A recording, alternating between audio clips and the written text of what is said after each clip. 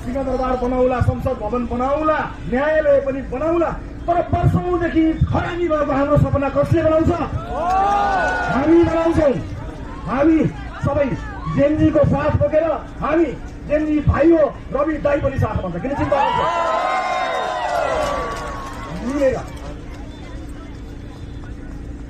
मिलेर जहाँसम्म मिल्ने सवाल छ, जहाँसम्म सँगै जाने सवाल छ। मैले कारागारबाट पनि भनेको थिएँ, मैले के त्याग गर्नुपर्छ म तयार छु। म कारागारमा छु, मेरो पार्टी बनाउनुहोस्, पार्टीले जे भन्छ त्यही, मलाई केही पनि चाहिएको छैन। पार्टी जहाँ साथीहरूसँग कुराकानी गर्नुहोस्, कसैलाई चुनाव चिन्ह चाहिन्छ मेरो स्वागत छ, लैजानुहोस्। पार्टी चाहिन्छ लैजानुहोस्, झन्डा चाहिन्छ लैजानुहोस्, पार्टी अफिस चाहिन्छ, सिङ्गो पार्टी लैजान्छ लैजानुहोस्, सभापति चाहिन्छ, उपसभापति चाहिन्छ लैजानुहोस्। देश बन्नु पर्यो, व्यक्तिको कुनै ठुलो कुरो होइन। र मिल्नुपर्ने जो हो अन्त्यमा हामी मिलेरै छोड्छौँ। तपाईँले चिन्ता गर्नु पर्दैन। हाम्रा सबै साथीहरू संवादमा हुनुहुन्छ, हाम्रा सबै साथीहरू संवादमा हुनुहुन्छ।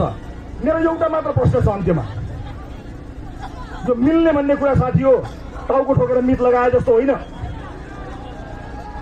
र यो मिल्ने भन्ने कुरो एउटा चुनावका लागि होइन। म एउटा चुनावका लागि राजनीतिमा आएको मान्छे होइन, म एउटा पुस्ताका लागि राजनीतिमा आएको मान्छे हो। सिङ्गो पुस्ताको भविष्य नबनुन्जेल मिलिरहने हो भने मिलाउ, नभए नमिलाउ।